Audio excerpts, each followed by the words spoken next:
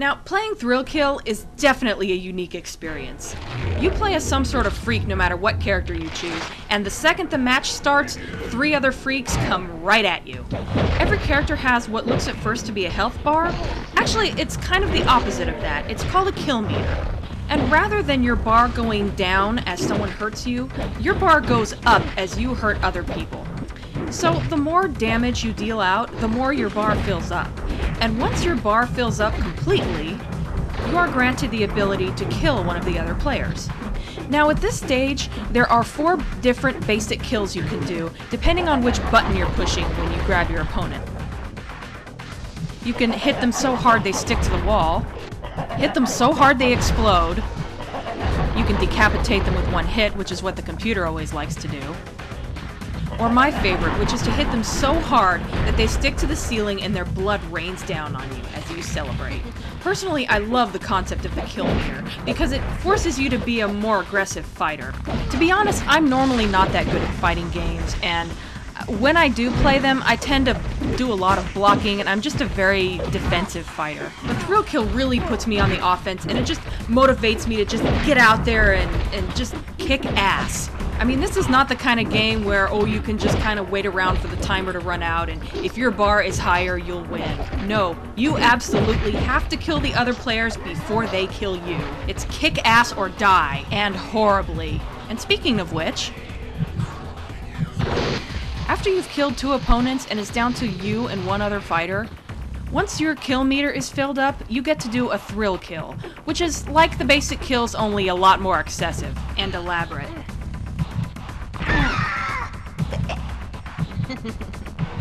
And boy, is it ever satisfying. You want to talk about gory? Some of these kills are just so over the top that it is just awesome. I mean, I could really go on all day about how violent this game is.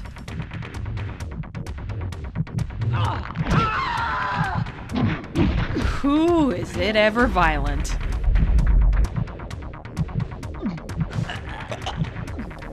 Oh yeah.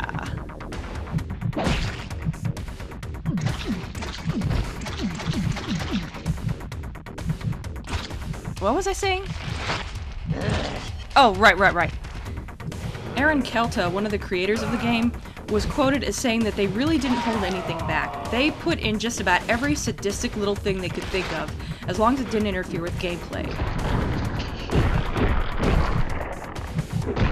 By the way, the thrill kill that is the most sadistic, in my opinion, is this one coming up.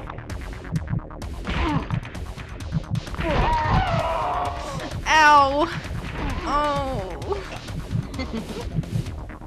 Wasn't there a point I was trying to make? Oh yeah. So yeah, the game is violent, duh. That's a no-brainer, and you pretty much know that going into it. What caught me by surprise was how much I ended up liking the characters. Basically, here's how the story goes. Every single one of these characters has died and gone to hell. A demon called Maruka thinks that it would be cool to have them fight each other in a tournament, and whoever wins gets to be reborn. Each of these characters is shown as kind of a twisted, exaggerated version of what they were in their lifetime. One of my favorite characters to use is Violet the Contortionist. She is just so off the wall, and her moves are just so crazy to watch that it just makes her fun to use. And the fact that I can be a little bit cheap with her doesn't hurt. But I think my favorite character to use, even more so than Violet, is Dr. Faustus. There's just something so unsettling about a deranged doctor, something about all that knowledge of human anatomy being put in the wrong hands. But aside from that, he's kind of a comical character. His moves consist of surprisingly graceful martial arts and some crazy dog-like behaviors, where he uses that bear trap on his face to actually bite people. It's just nuts. I think he is arguably the strangest character to ever come out of a fighting game. Now these 2 are the only characters that I really use consistently, but there are a lot of others that are just so cool to watch. Tormentor has some very brutal attacks and he screams a lot, which makes him kind of intimidating. He has this one kill involving chains, which, in my opinion, is a very obvious reference to Hellraiser. Belladonna's pretty cool. I've never had much luck using her myself, but she's interesting to watch. She's very, athletic with all these crazy martial arts moves she uses. In fact, she kind of reminds me of Catwoman, especially when she's wearing this outfit. Also, Belladonna's image is pretty popular, and she ended up being the poster girl for Thrill Kill. Oddball is a character that I actually kind of felt sorry for first time I saw him. It didn't seem fair that he's having to fight with his arms either missing or tied behind his back, depending on which version of him you're looking at. But he more than makes up for it.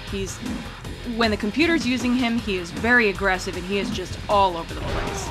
He also manages to utilize his head and other appendages.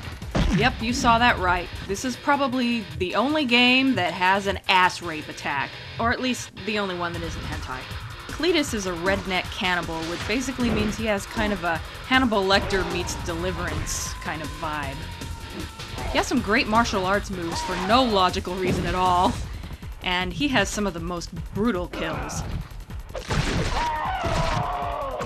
Personally, I don't care too much about Imp, but he is kind of a comical character, and when the computer's using him, he is very, very aggressive. In fact, I freaking hate fighting against him. He also has some kills that are very weird and kind of funny. I can't say I'm too big on Mammoth either. As far as I'm concerned, big, powerful characters are pretty much a dime a dozen. I think the smaller and faster and more agile characters are more interesting. That's just me. But I guess every game has to have one to round things out. As for Kane, no, not that Kane, this Kane. He's an unlockable character who is sort of, a mid-boss. When he shows up, you know that after you beat him, you've only got 2 boss fights to go before the end. He's another character that I kind of like to use. I don't use him too often because it's a little too easy to be cheap with him. But damn, those fire attacks are so much fun. Plus, he's really sadistic and he has an awesome laugh. He has this one certain attack that just cracks me right up.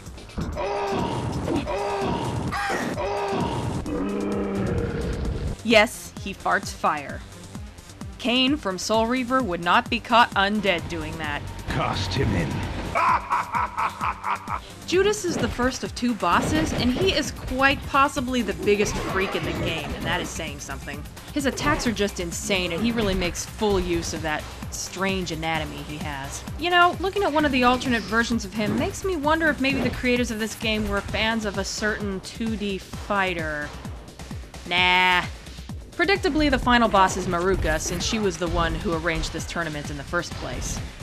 She's fun to use, and she is unlockable. Unfortunately, you're unable to use her in tournament mode, so you can't, beat the game with her and see any sort of final FMV with her in it. Which is kind of a shame, because it'd be interesting to see what her backstory was. She is still fun to use in the versus and practice modes, though, if only because she is just so damn cool looking. And I'm sure someone will come along and correct me, but as far as I know, this is the only fighting game I've ever seen where the final boss was female, so that's kind of cool too. By the way, Maruka's level is a very blatant reference to Hellraiser. You basically look like you're fighting inside the puzzle box. There is one more character that is unlockable, in the final version of the game anyway. Oh, baby! He's called the Gimp, and you cannot play as him at all. Mainly he's just a dummy for you to smack around in practice mode. But he has to be seen to be believed. More! Yummy! Ooh,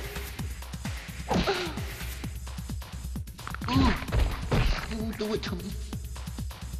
More. Oh, baby.